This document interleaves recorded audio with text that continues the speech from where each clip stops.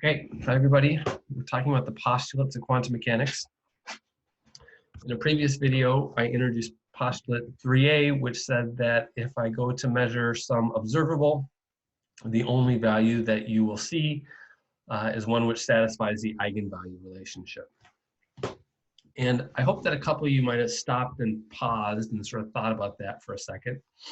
And if you did, you might have had some questions. To me, this postulate seems to be suggesting that the outcome of a measurement is predetermined. Like, it's the eigenvalue. And this seems unreasonable. If I measure the position of something, I don't know what it's going to be, but this is telling me it's going to be the eigenvalue. So what gives? Well, here's the answer. Operators in general have more than one eigenfunction and associated eigenvalue. There's not one eigenvalue and one eigenfunction. There are multiple. Precisely which eigenvalue will be measured is unknown.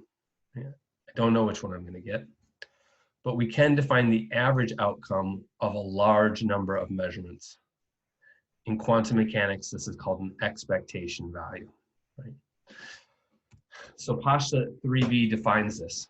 If a system is in a state described by a normalized wave function psi, then the average value of the observable omega is given by this equation.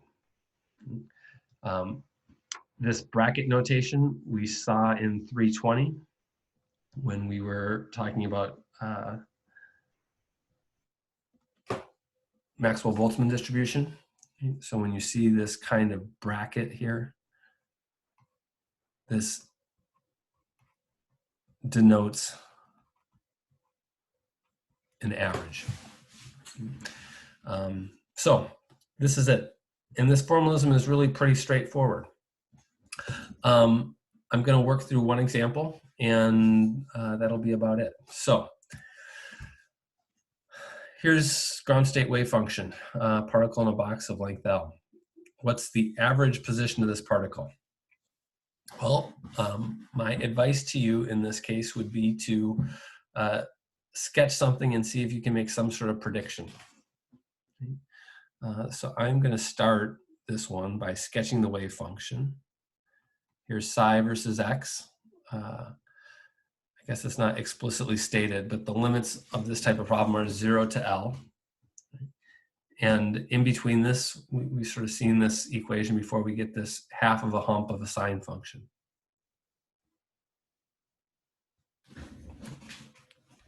That's what the wave function looks like. What's its average position? Well, you don't have to be a genius to look at this thing and guess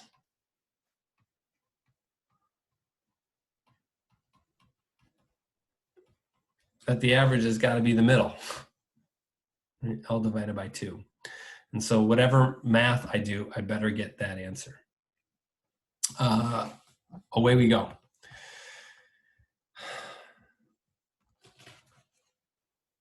I'm going to start by writing an equation. The average value of x is the integral of psi star x hat psi d tau, where this is integrated over all space. I now need to start writing in what I mean by these things. So here's my wave function. It has no imaginary terms, so the complex of that is exactly the same.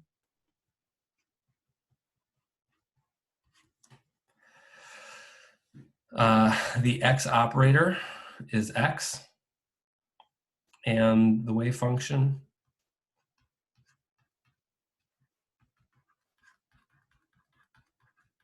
is here. I now have to think about what all space means. In this example, I'm integrating with respect to x, dx. And my limits of integration then would be 0 to L. Start simplifying, right?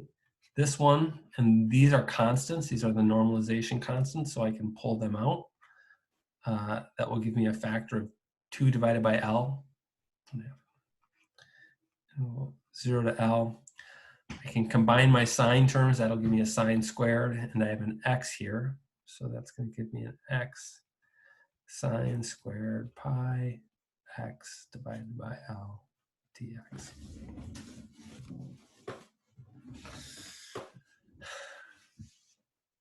At this point, I've got to figure out how to evaluate this expression. And there are a number of ways you could do it. I'm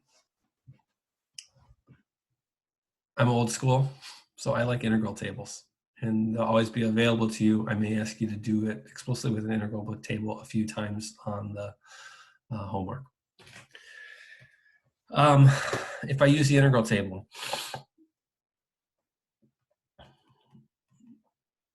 my average value of x, it's 2 divided by L times, here's my function, right?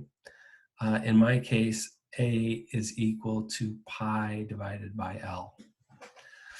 So I'm going to get an x squared divided by 4 minus xl divided by 4 pi times the sine of 2 pi x divided by L minus L squared over 8 pi squared cosine 2 pi x divided by L. And this is evaluated at 0 now. Plug in my limits.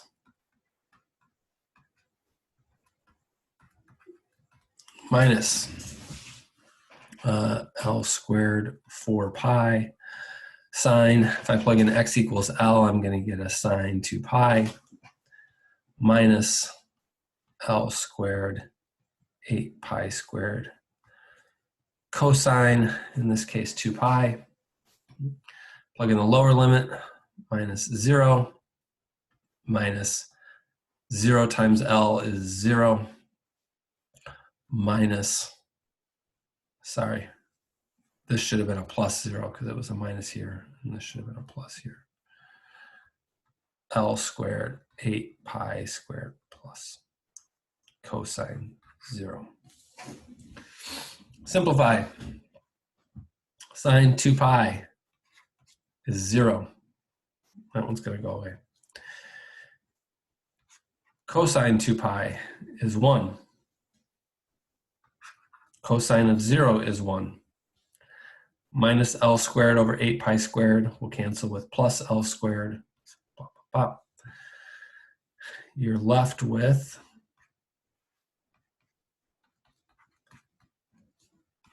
L divided by 2. It works just like we thought it should.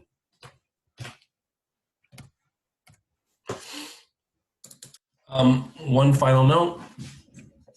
When you're evaluating expectation values, it's important to follow this order.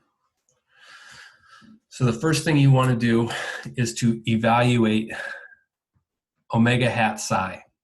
You want to operate on the wave function. Then multiply this by the complex.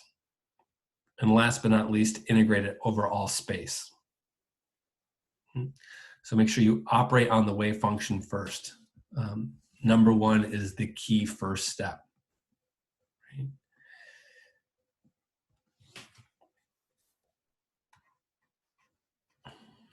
Why is all of that? Well, remember that operators can change functions. And so the left-hand side of this, the correct formalism, is not necessarily equal to operating on the square modulus. Right? And there's a worksheet problem where you'll see some of this effect. So I will stop there, and I'll see you next time.